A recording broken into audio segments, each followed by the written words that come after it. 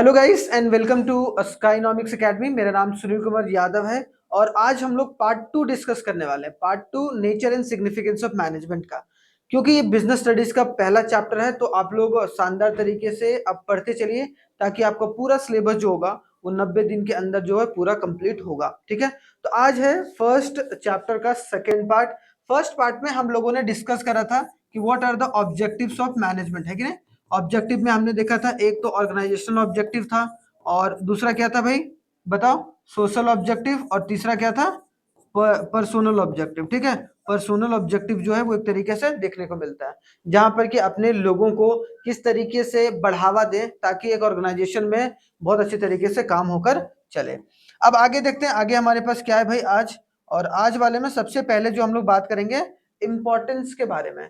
Importance of management बहुत important है ठीक है, इंपॉर्टेंस ऑफ मैनेजमेंट बहुत इंपॉर्टेंट है।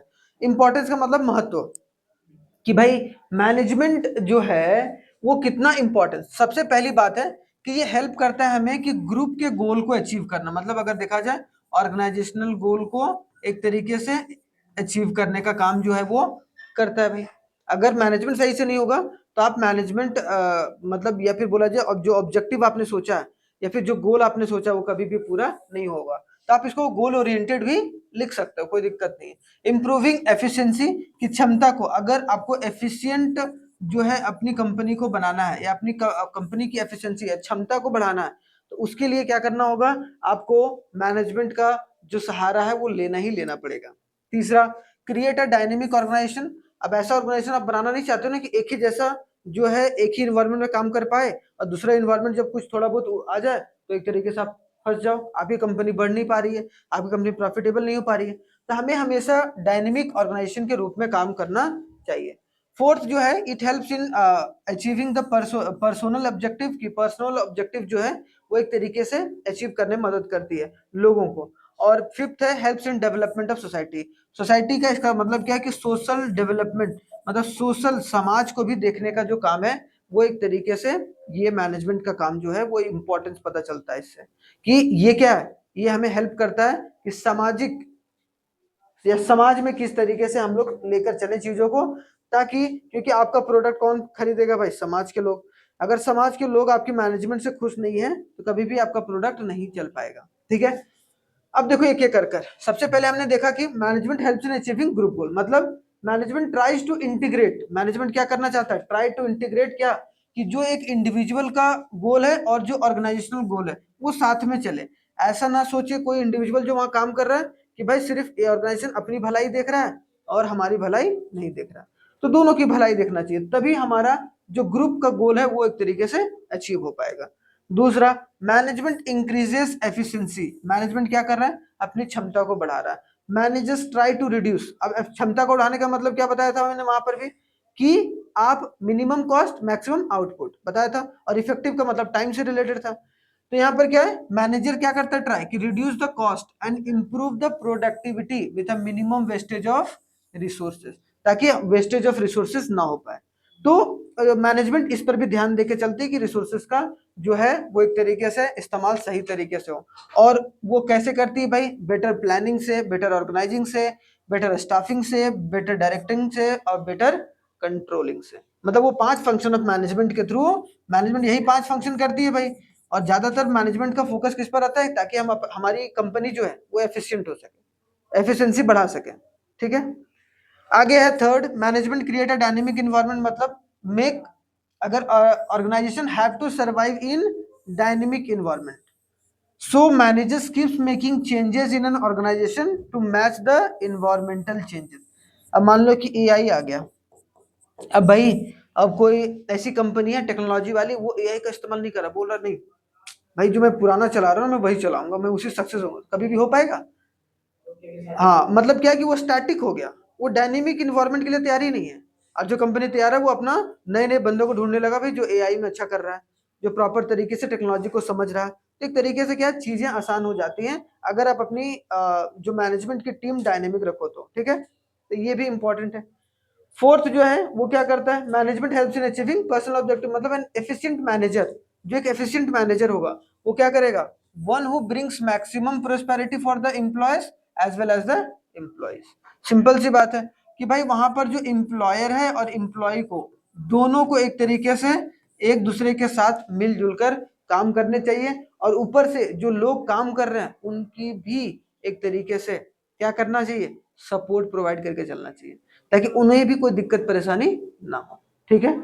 Management helps in development of society. Society का डेवलपमेंट बहुत जरूरी है। क्यों? क्योंकि गुड क्वालिटी ऑफ प्रोडक्ट कैसे आप सोसाइटी का डेवलपमेंट कर सकते हैं कि आप जो भी क्वालिटी ऑफ प्रोडक्ट या फिर सर्विस प्रोवाइड कर रहे हो वो एक अच्छा हो। ठीक है, वो सबसे बड़ी जिम्मेदारी है। एम्प्लॉयमेंट क्रिएट करना और अडेप्टिंग न्यू टेक्नोलॉजी, और जो भी टेक्नोलॉजी आ रहे हैं उसको अडेप्ट करने का काम बहुत इंपॉर्टेंट है। अगर आप आपकी कंपनी की अडेप्टेबिलिटी या अडेप्ट सही तरीके से नहीं कर रही है, इसका मतलब क्या है कि आपकी कंपनी कभी भी अच्छे तरीके से वर्क नहीं करेगी फ्यूचर में जाकर, और स्ट्रिक्ट हो जाएगी चीजों को लेकर, और फिर वो एक गलत इंपैक्ट डालेगा कंपटीशन के ऊपर, और कंपटीशन में आप पीछे रह जाओगे। अब आते हैं next, nature of the management क्या होता है। अब नेचर, जो मैनेजमेंट का नेचर है वो तीन तरीके से काम करता है। अब लोग अगर देखो, साइंस के जैसा भी काम करता है भाई, आर्ट के जैसा भी काम करता है, और प्रोफेशन के जैसा भी काम करता है। नेचर ऑफ मैनेजमेंट तीन तरीके का, science, management as a science, management as a art, management as a profession. ठीक है, management as a profession. Science क्यों है भाई? क्योंकि आप कोई भी मैनेजमेंट का काम करोगे तो आपको प्रॉपर रिसर्च के थ्रू जाना होगा, जो कि अब कोई भी काम में रिसर्च कर रहे हैं, एनालिस करके कर रहे हैं, या प्रॉपर एक सिनारियो को हम पूरी अच्छी तरीके से देख कर परख कर रहे हैं साइंटिफिक तरीके से, इसका मतलब क्या है, साइंस है। साइंस में भी हम लोग करते हैं ना, प्रॉपर रिसर्च के साथ करते हैं, चेक एंड बैलेंस करते हैं। ठीक है। आर्ट में चीजें क्या होती है, क्रिएटिविटी आता है, कि भाई मैनेजमेंट जो होता है वो कभी कभी क्रिएटिविटी का भी रूप लेता है। मतलब कि एक इंसान जो है वो मैनेजमेंट अलग तरीके से कर रहा है, और एक इंसान है वो मैनेजमेंट अलग तरीके से कर रहा है। अगर जो है गुस्सा करके कोई कर रहा है, ज्यादा बहुत ज्यादा हमेशा सिर्फ गुस्सा ही गुस्सा करता रहता है, कभी एक तरीके से जो है वो चीजों को समझता नहीं है, चीजों को समझाने की कोशिश नहीं करता है, खास करके ऑफिस में, तो एक तरीके से क्या होगा, वहां के एम्प्लॉयज हम कभी भी काम नहीं करेंगे। ठीक है, सही तरीके से। दूसरा बंदा वो आराम से कूल होके, ठीक है भाई काम करो, अपना अपना सबको दे दिया, जो काम नहीं कर रहा है उसको कम पैसा दे रहा है, जो काम अच्छा कर रहा है उसको ज्यादा पैसा दे रहा है, खत्म हो गया, अपने आप ही मोटिवेट हो जाएगा। जब काम कम पैसा मिलेगा उसको कम काम करने का, तो एक तरीके से चला जाएगा। तो क्रिएटिविटी, मतलब आप अपना क्रिएटिविटी किस तरीके से ला सकते हैं ताकि चीजों को बेहतर कर सके। ठीक है। और प्रोफेशन, तो बोला जाएगा management has evolve over a period of time along with a modern organisation. और नेचर ऑफ मैनेजमेंट में आपको देखने को मिलेगा साइंस, आर्ट और प्रोफेशन देखने को मिलेगा। तो बोलेगा, अगर को बोलेगा how many types of nature of management are there, तीन। ठीक है, आर्ट, साइंस और प्रोफेशन। अब एक एक करके देखो, इसमें कीवर्ड समझना बहुत जरूरी है। ठीक है, कि मैनेजमेंट एज ए साइंस का मतलब क्या है। साइंस में आपको नॉलेज की जरूरत होती है, बिना नॉलेज का आप कोई भी काम नहीं कर सकते हो, सिंपल सी बात है। जैसे मान लो एक पर्टिकुलर एक प्रोडक्ट है, तो प्रोडक्ट अगर बनाना है तो उसके लिए क्या जरूरत है, नॉलेज की जरूरत है सबसे। उसके बाद में ना क्रिएटिविटी दिखाओगे तुम, बाद में क्रिएटिविटी दिखाओगे, सबसे पहले तो नॉलेज चाहिए। नॉलेज नहीं रहेगा कि भाई उस प्रोडक्ट में हम कौन सा किस तरीके से चीजें डालें ताकि वो एक अच्छा टेस्ट, अच्छा जो है लोग उसको पसंद करें, उसके लिए हमें क्या है कि साइंस इसलिए है मैनेजमेंट एज अ साइंस। क्यों? क्योंकि एक systematic organised body of knowledge है, जो कि बेस्ड है logically observed finding facts and event पर, कि क्या खोज है, क्या फैक्ट है, वो सब सारी चीजों को एक तरीके से देखकर चलते हैं। ठीक है। Science comprise exact principles which can be verified, जिसको हम लोग क्या कर सकते हैं, वेरीफाई कर सकते हैं, प्रॉपर चेक एंड बैलेंस करके हम उसको वेरिफिकेशन कर सकते हैं। And it can be establish cause and effect relationship, कि इसके वजह से बुरा क्या हो सकता है, अच्छा क्या हो सकता है कि नहीं। ऐसे ट्राई एंड टेस्टेड हम लोग किसमें करते हैं, इसमें रिसर्च करते हैं। और साइंस में एक ऑर्गेनाइज बॉडी ऑफ नॉलेज है। तो अगर देखना पड़ेगा, अगर आपको कोई भी पैसेज में पूछा है, नीचे डायरेक्टली नीचे देख रहे हो कि which of the following nature of management is discuss in the above case, तो आप लोगों को क्या देखना है, ये 3 पॉइंट क्या उसमें है या नहीं है। अगर ये तीनों पॉइंट है, इसका मतलब वो कौन सा है, मैनेजमेंट एज अ साइंस के बारे में डिस्कस किया गया, कि एक सिस्टमैटिक बॉडी ऑफ नॉलेज है, प्रिंसिपल बेस्ड ऑन ऑब्जर्वेशन और एक्सपेरिमेंटेशन, ये सब वर्ड जो की वर्ड है। और क्या है, यूनिवर्सल वैलिडिटी। अब ऐसा नहीं होगा कि मैनेजमेंट एज अ साइंस का मतलब कि हमेशा हर जगह कहीं पर भी उसका इस्तेमाल किया जा सकता है। जैसे साइंटिफिक प्रिंसिपल ऑफ मैनेजमेंट है, साइंटिफिक वो हर कंपनी के लिए है, ऐसा तो नहीं है ना कि एक कंपनी के लिए, एक कंपनी के लिए नहीं है। वो हर कंपनी फॉलो कर सकता है, कोई कम कोई ज्यादा। लेकिन हर कंपनी अगर फॉलो करके चलेगा, जो आगे हम लोग पढ़ेंगे प्रिंसिपल्स ऑफ मैनेजमेंट, तो उसमें ये पता चलता है कि भाई प्रॉपर रिसर्च और एनालिसिस कर कर ही हम अपनी कंपनी को बढ़ा सकते हैं। और वो है एज अ साइंस में हमें प्रोवाइड करता है। क्यों? क्योंकि हम लोग उसमें एक नॉलेज के थ्रू ऑब्जर्व करते हैं और एक्सपेरिमेंट करते हैं अलग अलग चीजों को लेकर, और उसके बाद यूनिवर्सल वैलिडिटी भी उसको मिल जाती है। क्यों? क्योंकि लगभग लगभग हर एक जगह जो है वो एप्लीकेबल होता है। ठीक है, तो मैनेजमेंट एज अ साइंस समझ में आ गया। मैनेजमेंट एज अ साइंस के बाद अगर देखने को मिलेगा तो आपको management as a art. Management as a art में क्या है? सबसे पहले बात तो आपको थियोरेटिकल नॉलेज होना चाहिए एग्जिस्टिंग। ठीक है, उसके बाद पर्सनलाइज्ड एप्लीकेशन और based on the practice and creativity, कि आप कितना प्रैक्टिस कर रहे हो, कितना क्रिएटिव तरीके से काम कर सकते हो, कितना एक क्रिएटिव इन्वायरमेंट जनरेट कर सकते हो। ठीक है, तो art is defined as a skilful and personal application of knowledge in a creative way. कि नहीं, कोई बंदा जो है वो एक जो तरीका है, मान लो कि कोई एक काम करने का तरीका है, वो ना बहुत क्रिएटिव तरीके से करता है। क्रिएटिव तरीके से मतलब एक को हमने पीपीटी बनाने दिया, वो पीपी एक स्टाफ को हमने पीपीटी बनाने दिया, वो पीपीटी ऐसे बना दिया। एक है उसने बहुत अच्छे तरीके से डिजाइन करके बनाया उतने ही टाइम में। मतलब कौन से बंदे के पास जो वहां पर जो पीपीटी का मैनेज करने का क्रिएटिविटी है, जो सेकंड जिसने बहुत अच्छे तरीके से पीपीटी को डिजाइन करा। इसका मतलब क्या है कि वो क्रिएटिव इन नेचर है, तो उसको क्रिएटिव का काम दिया जाए भाई। तो मैनेजमेंट में सिर्फ ऐसा नहीं कि सिर्फ हम ऑब्जर्व करें, एक्सपेरिमेंट करें कि ये काम करना चाहिए, ये काम नहीं, हमें क्रिएटिव भी होना था टाइम टू टाइम, ताकि जो है वो चीजें थोड़ा सा अलग दिखे सबसे। और जब चीजें अलग दिखती हैं तब जैसे कभी पैकेजिंग में आपने क्रिएटिविटी दिखा दिया, कभी आपने थोड़ा सा अलग टेस्ट में क्रिएटिविटी दिखा दिया, एक्सपेरिमेंट किया और आपने एक अलग तरीके का टेस्ट अलग तरीके से पेश कर दिया, तो वो सब भी हो सकता है कैसे भी। ठीक है, उसके लिए आपको थियोरेटिकल नॉलेज होना जरूरी है। अब पर्सनल एप्लीकेशन मतलब कि जो पर्सन उसको लागू कर रहा है उसके पास जो चीजें हैं वो सारी चीजें अवेलेबल होनी चाहिए। Management as a profession, management एक प्रोफेशन भी है जहां पर लोग कमाकर एक तरीके से आगे बढ़ते हैं। जैसे कि अगर यहाँ पर देखो एंट्री जो रहता है वो क्या रहता है, यहाँ पर रेस्ट्रिक्टेड रहता है। जैसे कि मान लो लॉयर है, कोई लॉयर है भाई, ठीक है, अब लॉयर है तो लॉयर को क्या चाहिए भाई, एक डिग्री चाहिए ना। अगर एक लॉ फर्म को चलाना है तो वो कौन चलाएगा, उसको मैनेज कौन करेगा, एक लॉयर ही कर सकता है, एक लॉयर ही कर सकता है ना। अब ऐसा तो नहीं है ना कि कोई अगर मान लो कि फूड इंडस्ट्री का बंदा है वो लॉयर के फर्म को चला रहा है। मान लो कोई डॉक्टर है, कोचिंग को चलाना मुश्किल है ना, बहुत मुश्किल है, बहुत शुरुआत में बहुत मुश्किल है। अब मान लो कोई डॉक्टर है, उसको डॉक्टर है किडनी का और उसको लीवर का ऑपरेशन करने देते हैं, ऐसा तो नहीं हो सकता ना। तो भाई सिंपल सी बात है कि मैनेजमेंट एज ए प्रोफेशन का मतलब है कि it defined as a occupation backed specialised knowledge, कि अगर कोई मैनेजमेंट में अपनी जो है एज ए प्रोफेशन काम करना चाहता है उसके लिए उसको क्या चाहिए, स्पेशलाइज्ड नॉलेज और ट्रेनिंग चाहिए, और एंट्री रेस्ट्रिक्टेड रहता है। क्यों? Well defined knowledge of body होना चाहिए सबसे पहले। So presently this is a features of profession is present in the management also. Restricted entry रहती है।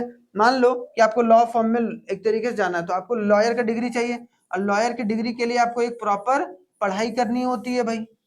जो जिसने पढ़ाई नहीं करी होगी, जैसे एक सीए फर्म है, अब एक सीए फर्म में एक सीए का मान लो एंट्री करना है, ठीक है, वहां पर वो जॉब करना चाह रहा है, मैनेजमेंट में मैनेजमेंट का पार्ट बनना चाह रहा है, जब प्रोफेशन वहां काम करना चाह रहा है, उसके लिए उसको उस पढ़ाई का उस डिग्री का आवश्यकता है कि नहीं है, तो वो डिग्री दिखाएगा तभी तो उस लॉ सीए फर्म में जा पाएगा, नहीं तो उस सीए फर्म उसको नहीं लेगा। सिंपल सी बात है।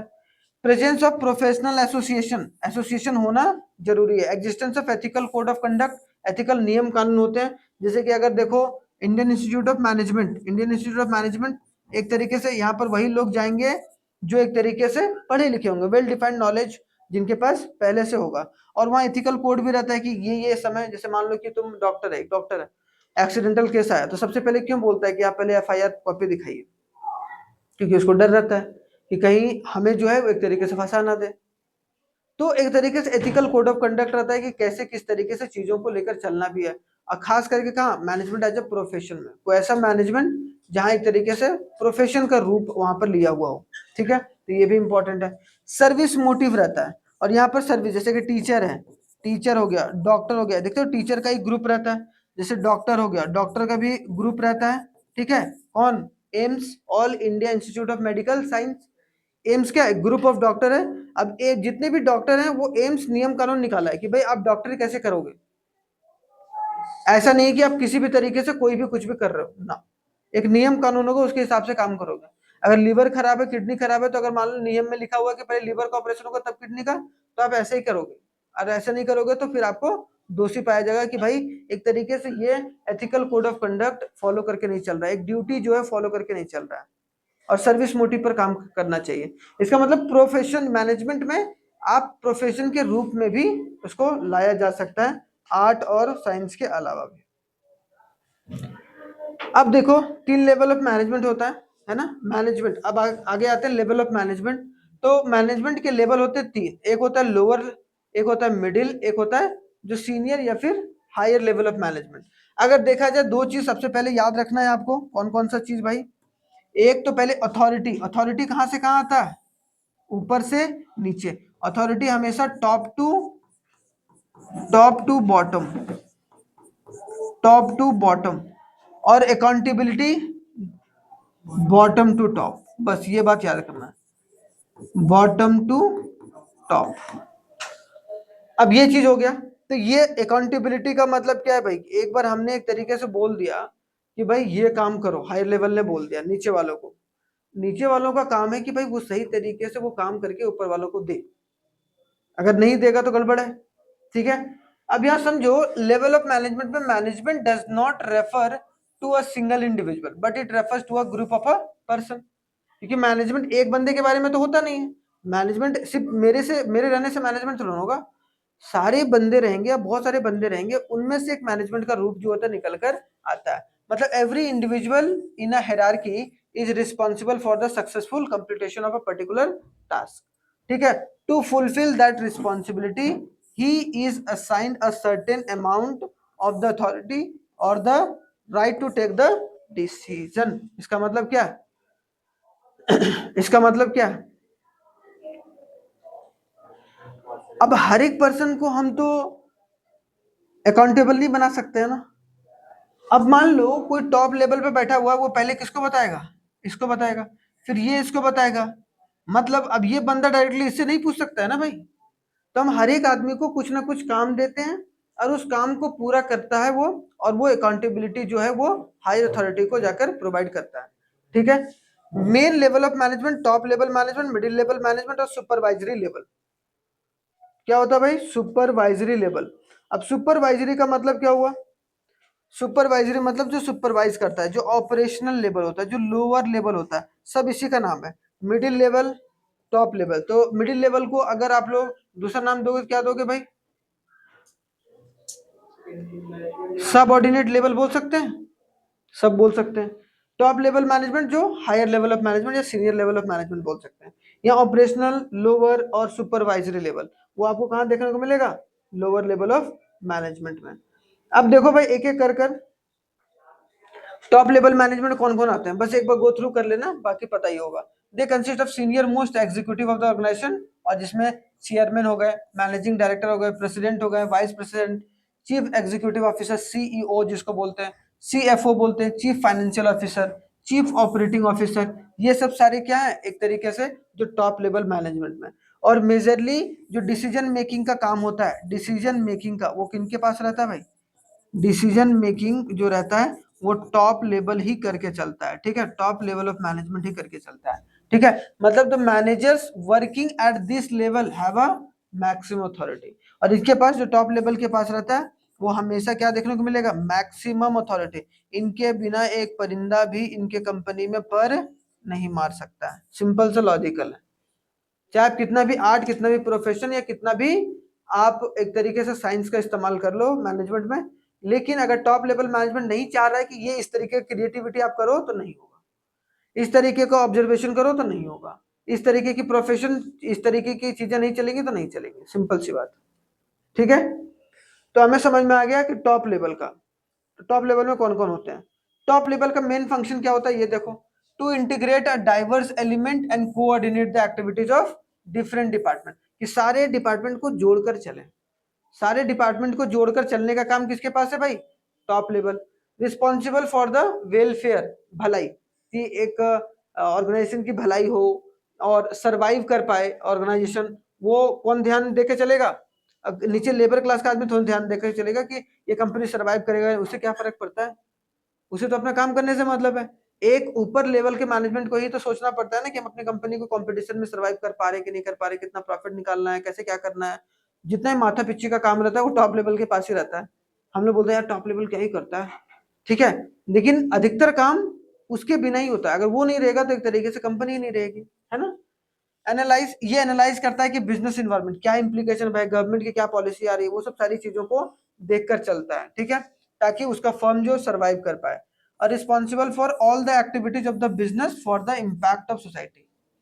और सोसाइटी पर उसका बिजनेस कितना इम्पैक्ट कर रहा है उसके लिए भी कौन रिस्पॉन्सिबल है, क्योंकि गोल कौन सेट करता है? गोल टॉप लेवल। ऑब्जेक्टिव कौन सेट करता है? Top level. तो रिस्पॉन्सिबल भी कौन होगा? टॉप लेवल ही होगा। सिंपल से बात है। उसके बाद the job of top level is very complex and stressful, बहुत स्ट्रेसफुल रहता है, क्योंकि आपको हर एक चीजों को, हर एक मैटर को सोच के समझ के चलना होता है। आप ऐसे ही यूं ही कोई चीज को आप फ्लो फ्लो में नहीं कर सकते हो, है कि नहीं। और वो बात बहुत इंपॉर्टेंट है। Demanding a long our and commitment. और लॉन्ग आवर, भाई अब मान लो कि मैं एक ऑर्गेनाइजेशन चला रहा हूँ, अब मैं ही बोलूँ कि यार मैं 2 घंटे के लिए जाऊंगा बाकी तो देख लेगा, तो ऐसा कुछ नहीं होता है। आपको हमेशा वहां पर शुरुआती पीरियड में रहना पड़ेगा, आपको बहुत ज्यादा समय देना होगा, उससे ज्यादा। बाकी आप चाहे घर से दो कहीं से भी, तो लेकिन आपको हमेशा वहां पर दिमाग लगाना ही पड़ेगा। तभी क्यों? क्योंकि आप जितना एक कंपनी को सोच पा रहे हो, क्योंकि आपका आइडियोलॉजी के हिसाब से वो कंपनी खुली है ना, वो नीचे जो बंदा काम कर रहा है उसको उतना पता नहीं होता है। तो आपकी आइडियोलॉजी हमेशा उनके माइंड पे घुमाने के लिए आपको हमेशा उनसे टच में रहना पड़ेगा, और साथ ही साथ आपको ज्यादा काम करना पड़ेगा, इसीलिए स्ट्रेसफुल होता है। क्लियर? चलो आगे देखो। नेक्स्ट अगर देखा जाए तो मिडिल लेवल मैनेजमेंट में कौन कौन आते हैं? मिडिल लेवल मैनेजमेंट जो होता है वो टॉप लेवल और जो लोअर लेवल है उनके बीच में एक मिडिल मैन का काम करता है, मिडिल लेवल मैनेजमेंट, ठीक है। मतलब इसका बात, टॉप लेवल कोई भी बात मिडिल लेवल को बताएगा, और मिडिल लेवल फिर लोअर लेवल तक ले जाएगा। मतलब ये क्या है, एक लिंक है between top level and supervisor level, मतलब lower level. This level of management consist of departmental head, सबके डिपार्टमेंट, जैसे बोलते नहीं कि एचआर हेड है भाई, वो एचआर का हेड है ना, वो प्रोडक्ट डिपार्टमेंट का हेड है ना, वो एडवर्टाइजिंग डिपार्टमेंट का हेड है। तो जितने भी हेड होंगे, अब सोचो ये हेड होते हैं जितने भी यहाँ होते हैं, और ये हेड से सारे कौन बात करते हैं? टॉप लेवल, ठीक है। जैसे ही आपको देखने को मिला सेल्स डिपार्टमेंट हेड, फाइनेंस जो मैनेजर होगा, मार्केटिंग मैनेजर होगा, ठीक है, सुपरिटेंडेंट जो होगा, ठीक है, प्लांट सुपरिटेंडेंट मतलब मार्केटिंग मैनेजर, प्लांट मतलब जो भी फैक्ट्री का सुपरिटेंडेंट है, कौन पूरा देख रेख करके चल रहा है, वो सब सारी चीजें। Peoples of this group are responsible for executing the plan. Plan को एग्जीक्यूट करने का काम किनके हाथ में रहता है? मिडिल लेवल में। अगर ये प्लान एग्जीक्यूट नहीं करेंगे तो लोअर लेवल बिल्कुल भी सही तरीके से काम नहीं कर पाएगा, और जिसके वजह से चीजें दिक्कत हो जाती है। दे आर द सबऑर्डिनेट, ये सबऑर्डिनेट होते हैं किसके? टॉप लेवल के। टॉप लेवल की सारी बातों को ये नीचे लेवल तक ले जाने का काम जो है वो करते हैं। Carry out the plan form by the top level, पहला काम कि भाई जो प्लान होता है उसको नीचे लेवल पर ले जाने का काम इनके पास रहता है, पहली बात। दूसरी बात, interpret the policies framed by the, कि जो भी पॉलिसी बनाया है कि भाई ये पॉलिसी पर हम लोग चलेंगे, अब ये डिसिप्लिन मेंटेन करके चलना है, वो सब इंप्लीमेंट करने का काम किसका है? सब इनका है, ठीक है, मिडिल लेवल का। Ensure that there department has necessary personal, कि हर डिपार्टमेंट में जितने लोग की जरूरत है उतने ही लोग रहें, वो भी जिम्मेदारी किसका है? मिडिल लेवल का है, ठीक है। असाइनिंग नेसेसरी ड्यूटीज, ड्यूटीज को देना, रिस्पॉन्सिबिलिटी को एम्प्लॉयज को, किनका काम है? मिडिल लेवल का, कि तुम ये काम करोगे, ये तुम ये काम करोगे, तुम ये प्रोजेक्ट लिखोगे, तुम ये प्रोजेक्ट करोगे, वो सब सारा एक तरीके से मिडिल लेवल में काम रहता है। मोटिव या मोटिव एम्प्लॉयज, मतलब क्या? मोटिवेट एम्प्लॉय या फिर motive employees to achieve the desire, motivate employers, ठीक है, यहां लिख सकते हो कि motivate employees to achieve desired objective, कि जो भी ऑब्जेक्टिव है वो एक तरीके से अचीव हो पाएगा, उसके लिए हमेशा मोटिवेट कर कर चलना, ठीक है। तो बेसिकली इसका काम अगर 2-3 देखा जाए तो टॉप लेवल की हर एक बातों को सुनकर कंपनी में इम्प्लीमेंट करना, और एक जो कंपनी का इन्वायरमेंट है वो सही से बना रहे, मिडिल लेवल का काम है, ठीक है। मिडिल लेवल गड़बड़ाया तो कंपनी गड़बड़ा जाएगी, ठीक है। सुपरवाइजरी लेवल क्या होता है? This level of management consist of supervisor जितने भी होते हैं, सुपरिटेंडेंट होते हैं, ठीक है, फोरमैन हो गए, सब डिपार्टमेंट एग्जीक्यूटिव हो गया। नहीं होता है कि एक हो गया हेड बना, हेड के अंदर भी दो अलग अलग डिपार्टमेंट बनाती है, मान लो बहुत बड़ी कंपनी है, तो ये सब एक तरीके से किसके अंदर आएंगे? सब सुपरवाइजरी या लोअर लेवल ऑफ मैनेजमेंट में आएंगे। देयर अथॉरिटी इज लिमिटेड, इनका अथॉरिटी लिमिटेड रहता है। इनका काम रहता है the quality and quantity of output depends upon the efficiency of this level, कि एक कंपनी का जो प्रोडक्ट है उसकी क्वालिटी क्या होगी, कितना क्वांटिटी बनना है, वो किसके दमखम पर एक तरीके से निर्भर रहता है, डिपेंड रहता है? लोअर लेवल ऑफ मैनेजमेंट, ठीक है। They pass the instruction to the worker, कि जो बेसिक वर्कर्स हैं उनको उनसे काम कराने का काम वो भी इसी के पार्ट होते हैं, लेकिन इनका जो इससे थोड़ा सा फर्स्ट लाइन जो मैनेजर्स होते हैं इसमें, जो कि एक्चुअल में काम करवाते हैं वर्कर्स से, ठीक है, ठीक है। एंड किसको रिपोर्ट करते हैं फिर ये लोग? मिडिल लेवल मैनेजमेंट को रिपोर्ट कर रहे हैं, clear. They also responsible for maintaining discipline among the workers, workers के बीच में डिसिप्लिन मेंटेन करने का काम भी इन्हीं के हाथ में रहता है। बहुत इंपॉर्टेंट। कौन सा? Lower level management. तो लोअर लेवल मैनेजमेंट समझ में आ गया भाई, कोई दिक्कत नहीं है। तो चीजें अब आते हैं functions of lower level management क्या क्या है? मेंटेनिंग गुड वर्किंग कंडीशंस, ठीक है, वर्किंग कंडीशन अच्छा होना चाहिए, ठीक है। उसके बाद क्या है? Looking the safety of workers, की वर्कर्स का सेफ्टी है कि नहीं भाई ढंग से, ठीक है। उसके बाद मिनिमम कई कई जगह रहता है कि सेफ्टी ऑफ वर्कर जो बिल्कुल फ्रंट लाइन होता है वही काम ही वही कर रहा है। एक होता है जैसे बहुत बड़ी कंपनी, जैसे मान लो कि एक टॉप लेवल आ गया, फिर एक मिडिल लेवल आ गया, मिडिल लेवल के बाद क्या हो गया? Lower level. लोअर लेवल में जो एक्चुअल में वर्कर्स लोगों से काम कराते हैं, तो वो भी इसी के अंदर आते हैं, लेकिन वो फ्रंट लाइन सब ऑर्डिनेट्स रहते हैं जो कि चीजों को काम करा के चलते हैं, उनको भी लोअर लेवल लेके चलना है, ठीक है। Try to maintain the process, ठीक है, प्रोसेस ऑफ या फिर स्टैंडर्ड ऑफ क्वालिटी, या स्टैंडर्ड ऑफ क्वालिटी किस तरीके से हम मेंटेन करके चलें प्रोडक्ट का। अगर स्टैंडर्ड ऑफ क्वालिटी अगर खराब होगा तो हमारा प्रोडक्ट खराब हो जाएगा, जिसके वजह से जो फ्लो ऑफ आउटपुट है वो भी रुक सकता है, ठीक है। मिनिमाइज द वेस्टेज, कि मटेरियल का वेस्टेज ना हो, ठीक है, सही से उपयोग हो, इसका भी इस्तेमाल करना है। Responsible for quality quantity of output and loyalty of workers, तो the quality quantity and output depends upon the hard work discipline and loyalty of the workers, and workers are controlled manage by the supervisory level of manager. बस अगर ये नहीं रहेंगे तो चीजें बहुत difficult हो जाएंगी, तो इनको अगर सही तरीके से करना है तो हमें चीजों को बहुत शानदार तरीके से सबको समझा के बुझा के चलना पड़ता है, नहीं तो क्या होता है? बहुत दिक्कत परेशानी देखने को मिलता है, ठीक है। अब अगर देखा जाए तो हमने क्या क्या पढ़ा? तीन तीन छह चीज पढ़ा है ना। छह चीज क्या पढ़ा भाई? एक तो हमने पढ़ा कि मैनेजमेंट का जो नेचर होगा वो कैसा होगा भाई? मैनेजमेंट एज अ साइंस होगा, जिसमें साइंस में हमने देखा कि रिसर्च वगैरह की चीजें जो है, ऑब्जर्वेशन वगैरह की चीजें जो इसमें करते हैं। फिर हमने देखा आर्ट, जिसमें क्रिएटिविटी वगैरह और जो थ्योरेटिकल नॉलेज जरूरत है यहाँ पर सिस्टमैटिक बॉडी ऑफ नॉलेज, यहाँ पर थ्योरेटिकल बॉडी ऑफ नॉलेज। और जो हमने देखा किसमें? प्रोफेशन में एक नॉलेज तो चाहिए चाहिए, उसके बाद वहाँ रेस्ट्रिक्टेड एंट्री रहती है, और आपको एक प्रॉपर एक डिग्री चाहिए उस वाले मैनेजमेंट में जाने के लिए। उसके बाद हमने टॉप लेवल देखा, मिडिल लेवल देखा, और एक तरीके से आपको देखने को मिलेगा लोअर लेवल। लोअर लेवल को सुपरवाइजरी लेवल, जिनके अंदर सारे वर्कर जो है एक तरीके से काम करके चलते हैं, ठीक है। They are also the part of lower level management. बस लोअर लेवल मैनेजमेंट में जो सुपरवाइजरी होता है वो फ्रंट लाइन मैनेजर्स होते हैं जो सारे वर्कर से एक्चुअल में काम कराते हैं, ठीक है। तो ये सब सारी चीजें हैं, इसको आप समझ के चलिएगा, थोड़ा सा आप इसको पढ़िएगा ताकि आपका सारा जो पूरा फिर से रिवाइज हो जाए, ठीक है। कल जो होगा इसका थर्ड पार्ट कंप्लीट हो जाएगा ये चैप्टर, उसके बाद फिर हम लोग प्रिंसिपल ऑफ मैनेजमेंट स्टार्ट करेंगे। तब तक के लिए थैंक यू वेरी मच, जय हिंद, मिलते हैं नेक्स्ट वीडियो में।